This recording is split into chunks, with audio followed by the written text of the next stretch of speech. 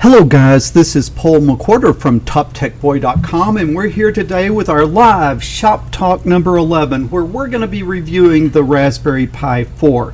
What I'm going to need you guys to do is pour yourself a nice big mug of iced coffee. Do I have audio? I certainly hope that I have audio this time, and I really apologize for the little glitch in the earlier live stream. Everything was set up right, everything was configured right, the microphone was on, but for some reason my broadcast software just dropped the channel, and even though it was connected, it wasn't coming through, and it required a system reboot. I think really what I need to do is I need to reboot the system every time before going live, because this live broadcast business with all of these different channels and stuff really put a load on the computer, and probably a smart thing to just reboot every time right when I'm starting. And the problem is that I've got just a crazy, insanely fast computer system. Like, I have a really state-of-the-art computer system, but the problem is it's the pipes coming in and out, and very quickly it's like you overwhelm the USB channels, and it kind of doesn't matter how good your processor is. If you don't have really good pipes coming in and out, you can get overwhelmed. Okay, are you serious? Okay, so Dirk, welcome. Thanks for coming back, Dirk. No audio or video. Are you serious? Please tell me that it's working. Okay, yay. Hello, Oleg. Hello, Jop. Okay, people are saying it's working. Sound good. Woo. Yes, audio and video. Sounds good. Loud and clear. Hi, Ted. Hi, Starfix. Hi, Sticker Shock. Okay, Maniac at the controls. Boom. Yes, we have sound this time. Okay. Yeah, and hey, you guys that are helping me out over on Patreon, really appreciate it, because that's allowed me to get this nice microphone. I hope you guys have seen, putting aside the little glitch in audio a while ago, I hope you guys are enjoying much better quality audio with this microphone. Also, because of the help from Patreon, I'm getting some other gear in. Like, I've got a little graphics tablet coming in, because what always bothered me is I'm trying to do math with the overhead camera. You just see my big old ugly hand, and my hand as I'm writing is covering up what I'm writing. And so with that graphics tablet, you should be able to see me, and then you should be able to see the math I'm doing in the background. So that's what I just got. Other gear that I'd really like to have is, you know how I use this webcam for my desktop shops, and it's really a pretty nice webcam, but it gets confused on focus, and then that just throws me off when the focus goes wrong. So next thing I'd like to do is get a little bit better equipment on the camera. Also, I really need to get a computer system that, like what I did here, I got a really fast computer, but I wasn't really thinking about the bandwidth issues, and so I need to get a computer that's a little more oriented towards live streaming. But enough of that nonsense where I talk about my Patreon account, and let's get to business. Did you guys get your iced coffee? And let's take a look at the comments. Olog, okay, from Moscow. Oh man, welcome. You guys need to quit trying to hack our elections, but of course we all know that's nonsense, right? But welcome to Russia. Welcome from Russia. All right, very good. Good morning, all from Alta Loma, California. Joe, welcome. Jeff, welcome. Cap Electronics, good. Mohammed, hey, we got a good little group coming here. Your microphone is too big. How much? The microphone is a Yeti microphone, and I swear I went through like a couple dozen microphones trying to get good audio. And what really bothered me in my earlier videos, I was getting really nice video, but the audio sounded like a tin can, and it was popping and cracking, and that really bothered me. So I broke down and bought this Yeti, and I don't know what you guys think, but I've been really pleased with the quality. Okay. I have audio. Okay, sounds good. Mohammed, thank you and welcome. Joe, I just have a busy circle rotating. Joe, try reloading, because I think other people are getting this thing coming in. So Joe, I think it's working. I got it now. Okay, Joe, good. Cracked me up. Okay, I don't know which part cracked you up, but anyway. We can have a little fun here, right? Like, I really like everyone in the world. I mean, I really like everyone in the world, and everybody's my friend, and I don't want to fight with anybody. I don't want, You know, I just want us all to get along, and that's what I like about this channel, is we all get along. And what I really like is the comments are nice, and I'm nice to you all, and you all are nice to each other. And so I think we have a nice little community here of people from around the world being nice to each other, and that is kind of nice. Oleg says he's enjoying the tutorials. Thanks for the content. Okay, I love my Yeti. Okay, Jim, glad to hear that. Texas Snackled, hello for Aledo. Texas Snackled, Snaky, whatever you are. Where are you in Texas? Okay. Hello from the UK with a cup of tea. Oh no, man. You guys, I've been to London. I've had tea. I love the tea over there. But you guys need to at least expand your repertoire to a little iced coffee. Okay, thanks for making this. From India. Hey, from India. From Maldives. Man, we have got Mohammed from Maldives. We've got a worldwide audience. Okay. Well, we are here today to talk about, I'm just sitting here talking about a bunch of nonsense. We are here to talk about the Raspberry Pi 4. And yes, this is a live shot. You can see the Raspberry Pi 4 is about the size of a tea bag. Okay, about the size of a tea bag. And yes, I already put it together. I didn't wait for you. Most of these reviews are the unboxing, and you know, the guy has the overhead camera and his neat little knife and his fire extinguisher, and he takes it and opens it and takes it out of the box and shows it to you, the unboxing. I'm not that guy, man. And then I run home and I cheap, and even the ones with the fan, this has the fan on it because the Raspberry Pi 4 is really pretty heat generating type of thing, so you really need a fan if you're going to use this. And then I got the thing put together, and I did in fact get it booted, and so here you can see my nice Raspberry Pi desktop, and you know, kind of looks a little bit like a, you know, it's a Linux, but it looks a little bit like a Windows type of GUI interface that you would be comfortable with. Okay, hey, we got FMO from Iraq. Hey, welcome from Iraq, man.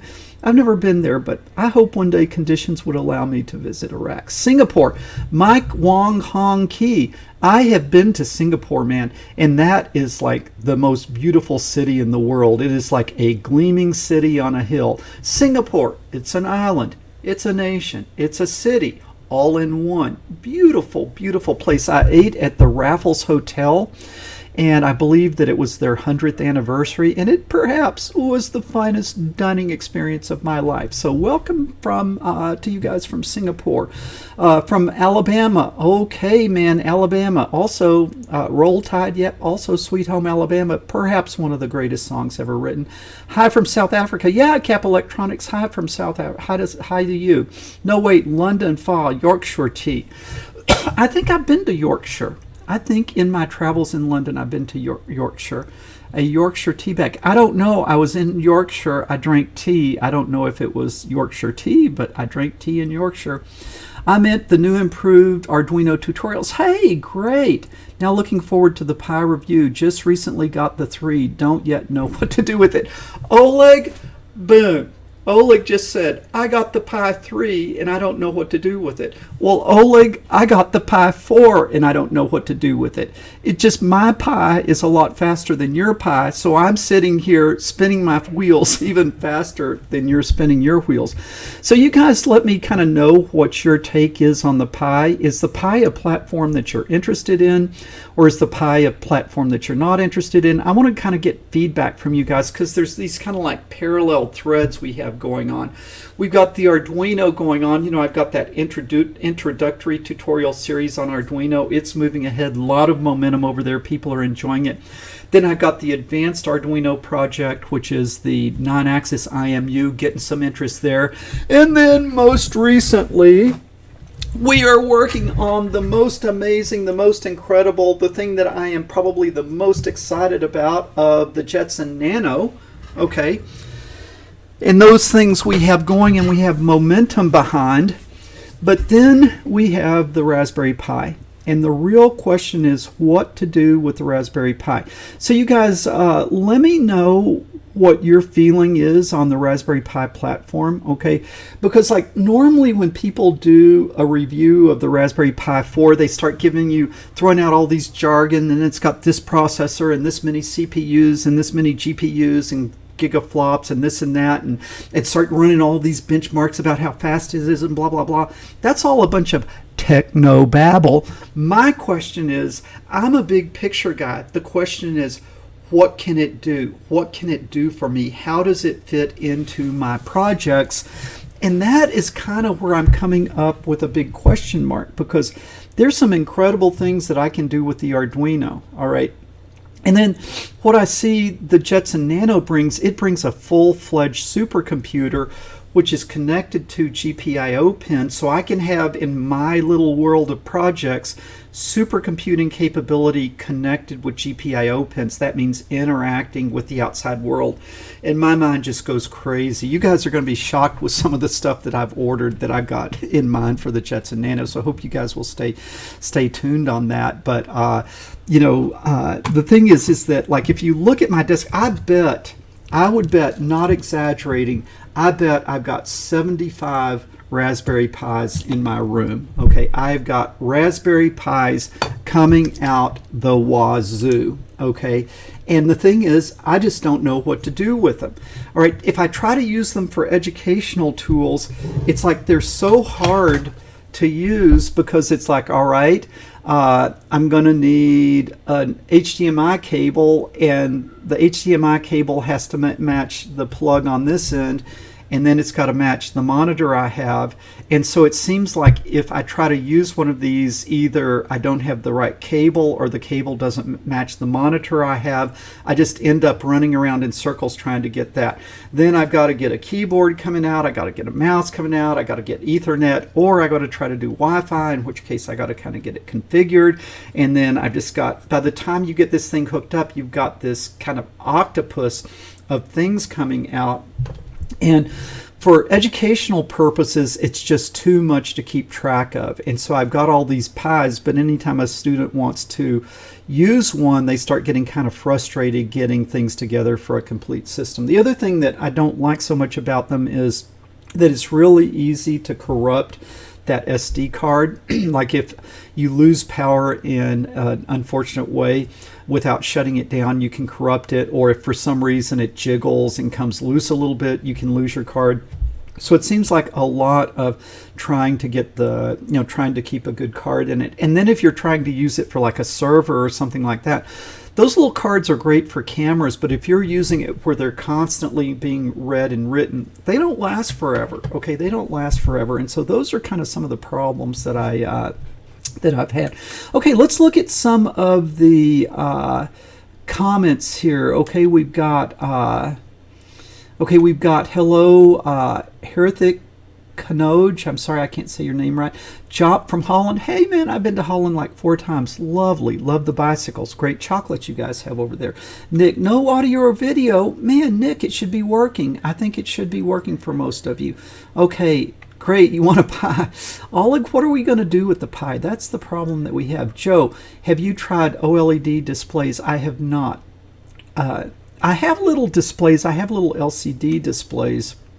But I haven't figured out what to do with the Pi, so I really don't know why to put the display on.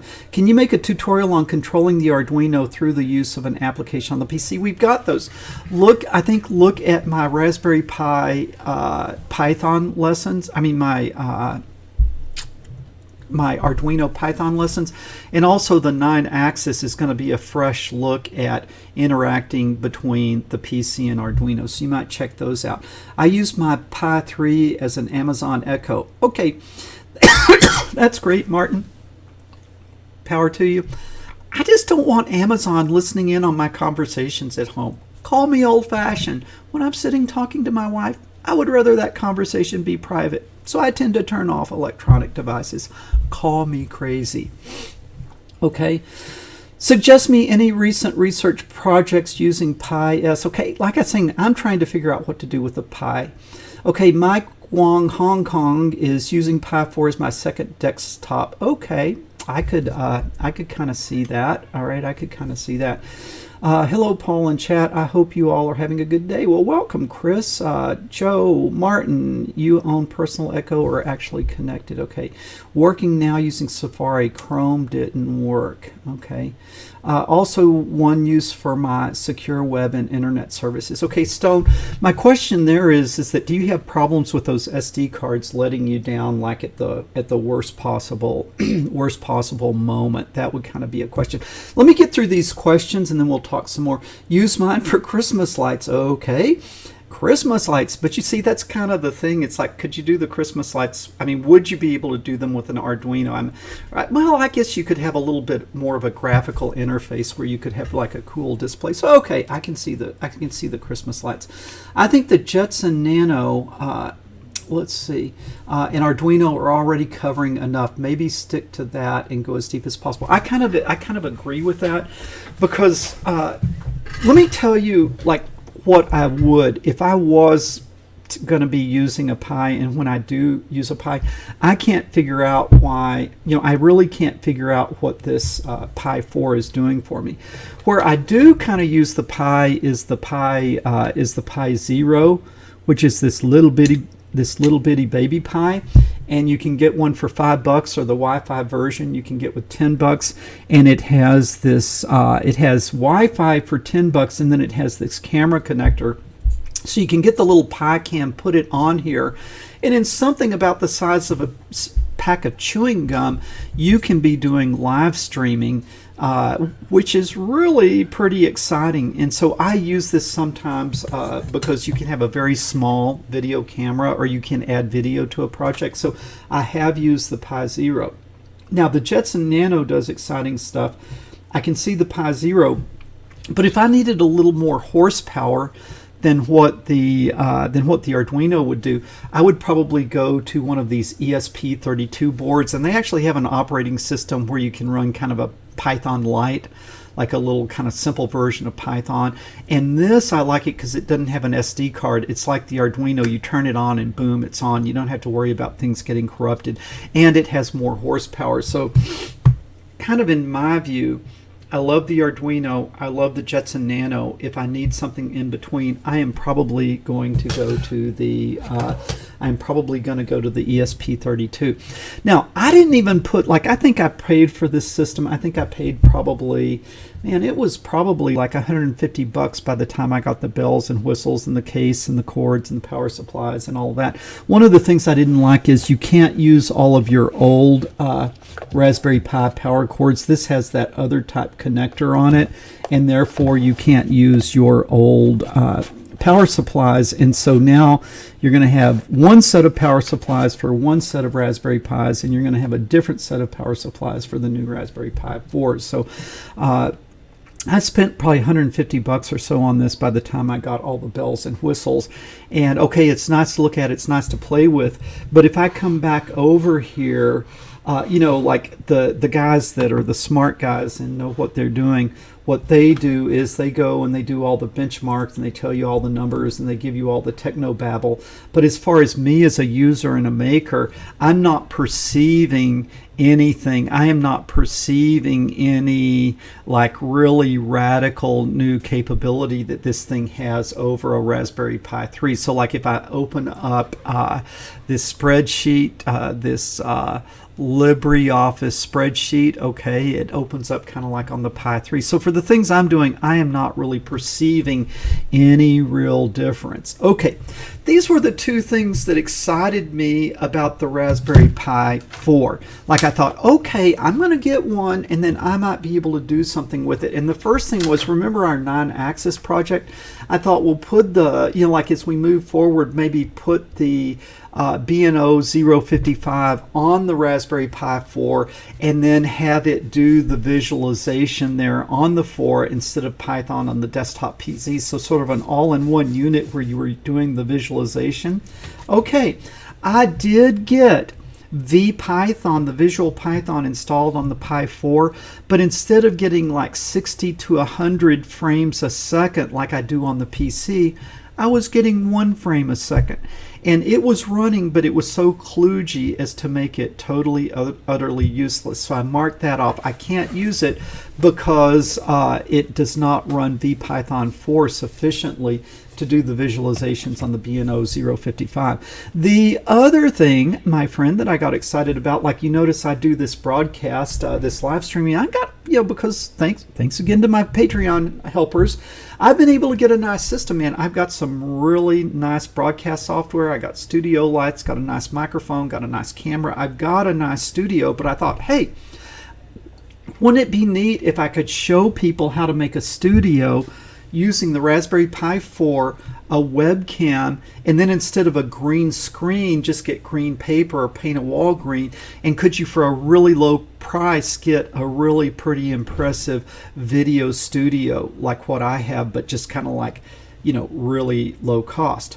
And that's what I was planning on doing. And there's, on Linux, there's this broadcast software called OSB, which is like open source broadcast, and it really for free does some pretty amazing things, okay? But guess what? OSB will not run on the Raspberry Pi 4 because the Raspberry Pi 4 does not support OpenGL, which is kind of like a protocol that is required by OSB. So denied twice in a row. So I've got a $150 spreadsheet here.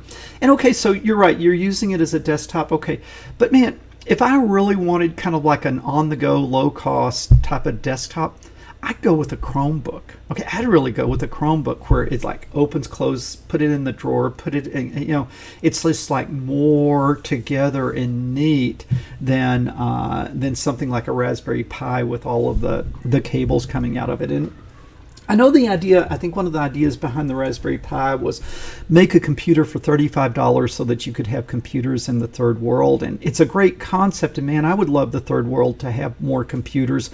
But before you say that, you really need to go to the third world and you need to see the problems there. And I really don't see the Raspberry Pi at all practical in bringing low-cost computing to the third world, because first of all, you're going to need a screen and the cable, and then you're going to need power, you're going to need a power supply, you're going to need blah, blah, blah. And by the time you do that, you get to the price of a Chromebook. And a Chromebook, like if I were going to bring computing to the third world, I would get a solar panel and a Chromebook, okay? And then I would work through NGOs, or I would work through Christian organizations so that you could honestly distribute those things without all the corruption coming in. But I think Chromebooks are the way that you could more practically get computation to the third world. I just don't see the Arduino. It's not protected enough. Roofs leak over there. It rains. Dust is everywhere. Grime. I'm not saying that in a pejorative sense, but I just mean there's a lot of mud and gunk everywhere. So I'm just not seeing the Raspberry Pi being something for the third world. Okay, let's look at some questions, and then we'll get back over here. Let's look at some of your comments. Let's see. Man, we've got some good questions here. Let me pop out this chat and let me go through these. Chats. Did you guys get your iced coffee? I hope you got your iced coffee. Let me make this full screen. They don't make this chat very easy for me to see. Okay. So Nick says that he's using Safari. Okay. Man, I just looked at all the hidden files that Chrome is putting on this thing, and it makes me want to get rid of Chrome. Why all the hidden files? Okay. For me, home cinema in my data center, another micro SD with RetroPie. Okay, I can see that, Stone. It does everything a normal Echo will do, but you don't need the actual Echo. Okay, that's interesting. We've got hello from Tariq. Sorry, I can't pronounce these things. Also uses for my secure web and internet services. All right. Stone Skin, it sounds like you've figured out a little niche for your Pi, and I'm happy for you. Martin, can you ask to hear music from Pandora? Use mine for Christmas lighting, NAS, and home automation. Okay, that's good, Mark. I think the Jetson Nano, oh yeah, I like the Nano. And do you think that learning the Jetson Nano is a big step instead of buying the Pi 4? Man, I really don't see the Pi 4 as being a machine for artificial intelligence. I'm going whole hog into the Jetson Nano, man. That is going to be the platform that I am going to use because it's got those 128 cores, and it gives you an image that will give you software that will know how to use those cores, and that's kind of what I am excited about. Okay, Chrome didn't like the broadcast on my Mac. Okay, good idea about listening in. I wonder about that too. Yeah, you know, it's just like, I swear, I was having a conversation with my son-in-law about sunglasses, just because, I mean, it was just a casual conversation about sunglasses. Yeah, we need to look for them. No, they're too expensive. Just cheap ones are as good, blah, blah, blah, talking about sunglasses. And then, like, man, for 2 weeks, every single ad was sunglasses. And I hadn't searched on sunglasses, and I hadn't written, you know, email on sunglasses. And so the paranoid among us might begin to think that some of these devices are listening to conversations, but maybe that's just my paranoia coming through. New Pi tutorials, I do. Soham need to make new Pi tutorials. I've got a pretty full plate right now, but it will be on the list. Although I might, before I did the new Pis, I might do ESP32 because there's some things there that I'm pretty excited about. Let's see, I like having the headless Pi. Yeah, on the Pi, a way you can do it is just SSHN through PuTTY and then just operate through the command terminal. Or I will say that you can run VNC, that if we look over here, let me see. You see we have this VNC server, and that allows you to have a remote desktop where you can have the Pi desktop, and that gets rid of a lot of the cables, and it's a pretty snappy interface. So if I was going to do something with the Pi, I would probably do it with the terminal, and if I didn't do it with the terminal, I'd do it with the remote desktop. Okay, let's see. I agree about the Pi. I help teach electronics at the grammar school, and Pi frustrates students. Yeah, that's what I find is the Pi frustrates the students. And even things like trying to get your UART working or your I2C working, they make it too hard. Also, at some point when they introduced Bluetooth, it broke my old UART programs where kind of like I don't remember exactly what it was, but it was like the USB UART was not playing well with Bluetooth, and it was really, really hard to get past that. Maybe they fixed that, but I've just found a lot of things very troubling. Okay, Stone Skin has never had problems with the SD cards because he uses genuine SanDisk. I always think there's nothing more expensive than a cheap SD card. Okay, so I agree, use a good one. What is your opinion about using programming RASP with Microsoft IoT dashboard? I really don't like anything about Microsoft, and so I am trying to enter the post-Microsoft phase of my life. The one reason I'm on Microsoft right now is this nice broadcast software runs on Microsoft and not Linux, but if I had a Linux alternative to my studio, I would be out of Microsoft for good. Okay. Opal, hey man, how's it going, buddy? Glad you were able to fix the audio. Yeah, that was kind of embarrassing. I'm glad you guys came back and didn't hate on me about that. You understand, if you're on Microsoft, things like that are going to happen, and they're going to happen at the worst possible time. We're using Raspberry Pi with camera to do meteor survey. Okay, Ron James Jr., I like that idea. If you're using the Pi as a way to connect with a camera, I can see that. Okay, that is an area that I see a niche for the Pi. If the Pi supported SATA and SSD, I think it would be much more useful. I agree. And even I would kind of say the same thing about the Nano. Man, I love having a nice, neat little box like this, but I wish I could add a platform that would add like an SSD or a real, like a laptop hard drive as a board where you connect it to a slot and not run this doofus USB cable. Okay, I wish that you could integrate a big hard drive into this thing. Okay, so let's see, where are we? Nice to see you again, Cisco. Chris, hello. For people Googling OSB, oh man, did I say it wrong? Chris, Robo, did I say it wrong? Thanks for correcting me. It's Open Broadcast Software, OBS. Okay, and that is pretty impressive. It's free. It runs on Linux. The problem is it doesn't run on the Pi because it needs OpenGL. Luke, I've been watching through your Raspberry Pi tutorials that you made like 4 years ago. Yeah, it's still relevant. I think there's a few things like you have to manually enable SSH, and at the time you didn't have to, so that's thrown some things off. But you can probably still learn some good stuff about the Pi there. Okay, Opal, man, how's it going? I've got a big cold glass of buttermilk. Oh man, Opal buttermilk. Oh yeah. Now, Opal, I believe you're from Africa. You got to remind me what country you're from. Now, did you buy the buttermilk or did you make the buttermilk? Okay, because when I'm in Africa, man, we buy milk and then we let it turn into buttermilk. So I'm wondering what you're doing. Nothing is more delicious than, what do you call it? Mala? Mala, is that what you call buttermilk? There's kind of a rotted milk over there. I think it's called mala, and I love that. Cisco, I think Raspberry is designed for project-related graphic and controller, which cannot do it with a normal controller. Okay, I think there's a place for it. It's just I haven't found it so far. Does anybody see? Do you guys not see me? Am I not here? Do you guys really not see me? Tell me if you see me or not. All right. Maybe I should make myself larger. No, I'm not going to make myself larger. Okay. Yes. Okay. Why bring computation to the third world? Well, like, man, one thing that has made a huge difference in the standard of living in the third world is cell phones. Everybody has a cell phone. Like, if you think of running water, electricity, and cell phone, people will choose cell phone over running water and electricity. So throughout the third world, almost everyone has a cell phone, even though they don't have electricity and even though they don't have running water. You say, well, how do they charge their phone?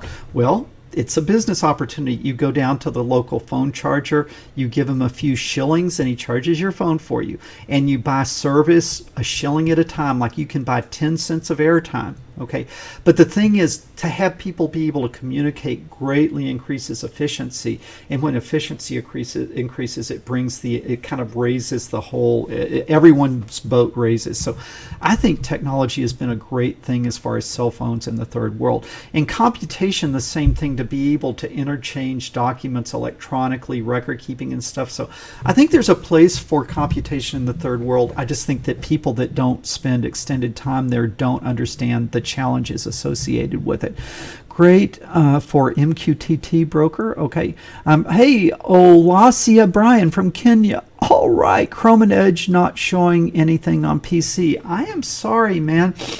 I do not know what is going on over there in Kenya. Although I love Kenya, I spend a lot of time in Kitale, Kenya, been up to Marilal and visited the Samburu tribe, which are probably one of the most remote people groups on earth.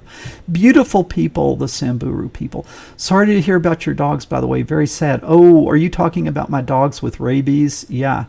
If you're talking about my dogs with rabies, that was very sad. They became rabid, foaming at the mouth, and they bit my staff, and then I couldn't find, everybody got dog bit, and then I couldn't find the serum, right? And then when I finally found the serum, then it's like, is this stuff really real? So that was very scary. They're still taking the shots, by the way. They're still in that rabies shots things, but I think we're past the point of danger. I think we're probably to the point that the serum was real. Okay, we got from Mike Rubino says, use Firefox. Hey, the audio's working. Yay, okay, yeah. How's Buster for RB Raspberry Pi 4 buggy? I don't know. I haven't used Buster, and I'm not sure what that is. I got him now to go to Windows instead of Linux. Okay, lesson on ESP32. I'm thinking about it. Okay, we've got some real good comments here. Can you do a setup tour?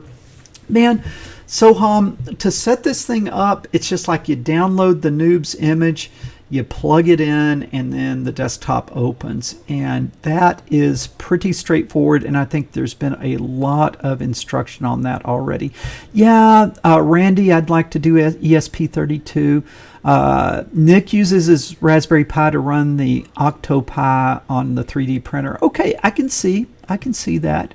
Let's see. I will have to try something like that. Dream up something just for Echo. Okay, still some interest in Echo here.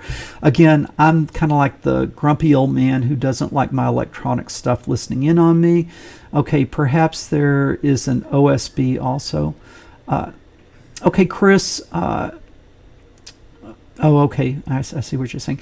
Love to see CubeSat projects and tutorials, especially RF communications. Hey, I'm not doing CubeSat, but we do have this Edge of Space stuff where we send high-altitude balloons to 120,000 feet above the Earth's atmosphere, see the blackness of space, and that's really cool projects. And if you guys are interested, let me know. I could do a live stream where I show you our Eagle 11, which will be our 11th spacecraft. It kind of peel back, open the hood, and let you look under the hood and see how that thing goes. We stream video, live video back from space with that thing. John uses the Pi 3B for 3D printing to my Prusa. I can see that. Okay, very good. I see you're fine. See you fine. Good. Pi needs a decent I/O port and stop trying to be a desktop. Dragon Dodger, yes. Yes, that is very good. Raspberry Pi, stop trying to be a desktop, because if I want a desktop, I've got a desktop, and I've got an old desktop, and I've got an even older desktop, and then I have 3 Chromebooks. I have so many desktops. I don't need another desktop. Okay, what I need is I need an ability to interact with the outside world, and I need an easy way to turn on and off, and I need something where the SD card doesn't become corrupted very, very easily. Okay, let's see. Mike says he sees me. You guys say that you see me fine. There seems to be a disconnect between learning to use the Pi versus the Pi to learn other things. Jim, I understand what you're saying. That's a good point. Opal says it would be great if there was a way to use external hard drives for the Raspberry Pi. I agree. I really agree with that, man. I want to get, I'd like to have a little board that, you know, was towered below the Raspberry Pi, and I would like it to have a solid state drive on it, and I would like it to go into some sort of slot where you're not running doofus cables. Okay, that's what I would like to do. Live video from space sounds cool, Jop. That is. What we could do, though, is I could show you kind of what we got going on our Eagle 11. And we're a ways from, I mean, we did a launch at the end of the last school year, and we're a ways from doing a launch because I don't want to just go run things up. I want the students to learn. So they're learning Linux, they're learning Internet of Things, they're learning RF communication, they're learning ham, they're learning FAA, FCC, they're learning the practicality of a real system, because for us to go to space, we have a hard legal limit of 4 pounds. If we have a hard legal limit of 4 pounds, and we want to broadcast from space, we can't send a car battery up there. We have to do it at low power because of the weight restraints. Then low power, that turns into high gain antenna. High gain antenna turns into pointing. So you see, it's a real world problem where you have hard limits, hard legal and hard physics limits that you're up against, and then you have to engineer a solution that works. And so I think this high altitude balloon thing is a most excellent learning experience, but that is just me. Yes, I saw that balloon sat. Very good. Live video, yep. What happened to the Jetson Nano tutorials? KLS, you get one a week, man. You get one a week. I think I've released one on Saturday. The next one will be this coming Saturday. I will be doing it as a premiere, so I'll be there in the chat room with you as you go along with it. How many of you guys have got the Jetson Nano? It seemed like you guys were really interested. There were some people that got that, and I've got some really crazy things in my mind to do with the Jetson Nano. Some I will be able to show you, and some I won't. Some I will be doing in the secrecy of my barn because I don't want people to kill themselves with a Jetson Nano. But it's just, there's some crazy ideas I have about some neat things I will do with that. Some I will be able to show you, some I will not be able to show you. Does the Raspberry Pi 4 have true gigabit Ethernet? I do not know that. I really do not know that. Okay, so guys, I think the comments seem to be kind of slowing down here. We've had a good chat. I did not put links in the description down below to the Raspberry Pi 4 because I I only suggest things to you that I really like. And guys, I don't get stuff free to then try to sell you. And so people offer me a lot of free stuff. Usually I turn the free stuff down. And I'm not just about trying to get you to, buy from my affiliate links. I'm not linking this stuff because I'm not going to recommend it because I really don't know what to do with it. Those of you guys who are using it and loving it, great, man, that's good. I'm glad you found your niche with it. But I'm just not seeing for me where it's going, so I'm not able to really very well recommend it to you. And so no affiliate links down there. There are links to the Jetson Nano, and I am very excited about that. And that's kind of where my energy is going right now. I finished up the Arduino IMU tutorials, and you're getting those once a week. So the tutorials I'm making now are on the Jetson Nano. So we're going to have a lot of stuff. I'm still trying as best I can once a week to maybe have a live stream with you guys. Okay, KLS, I'm waiting for mine to arrive now. I'm really curious on what you plan to do with the Jetson Nano. Yeah. Well, my path is, first of all, you guys don't hate me. The Jetson Nano tutorial series said for absolute beginners. So I'm going to take you step by step by step. So don't get mad if the first few lessons are teaching how to use the Linux command line. Okay, because as I do things, I want you to understand them. I don't want you just copying and pasting my commands. So you need to learn how to make your way around the Linux system from the terminal. Then I'm going to start teaching you some Python. You need to know how to write simple Python programs. Then our path into artificial intelligence is going to be OpenCV. And OpenCV is a library for Python that puts you between the camera and the screen. And so you're in there and you read a frame and then you do crazy things with the frame and then you feed it out. So you're sitting there in the middle, and there's all types of really interesting things that you can do when you're sitting there. So my artificial intelligence work is going to be focused on OpenCV. Right now I'm going through all the NVIDIA tutorials and the demos and stuff, but the problem is, like, they set up a Jupyter notebook and then you open up this window and then it runs this software, and then you sit in front of the software and you train it the difference between thumbs up and thumbs down, and then you finish training and then you hit run and then you go like this and it says thumbs up, and you go like this and it says thumbs down. Now I see that as really interesting and useful, but I didn't write the program. I'm just using the program they wrote, and a lot of times it's like in C and compiled and all this crazy stuff, and I can't take that and now make it like, what if I had a Nerf gun and if I went like this it would shoot the Nerf gun at someone or something like that. You see, like where I'm doing something and then it's doing something in the real world. Well, I can't do that because all I'm doing is running their software, and they are great people and I love what they're doing, but I think they're a little out of tune, of a little tone deaf, of seeing that if someone isn't already an expert in artificial intelligence, they're not giving them an easy path into it. So we need to work our way into where we're not running other people's software, but we're able to run software ourselves. Does that make sense? Okay, Nick, thanks for the live stream. Okay, Nick, we will see you later. Check out the Explaining Computers channel.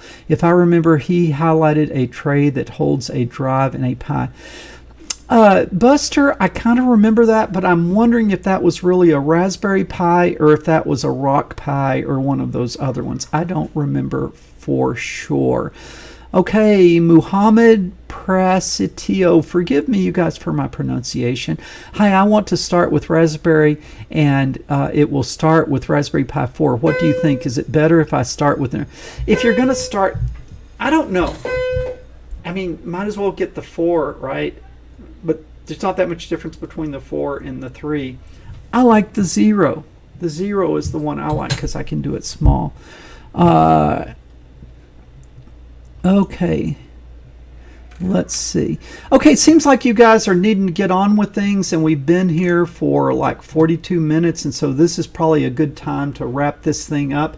You guys, again, really appreciate you guys that are helping me out over on Patreon.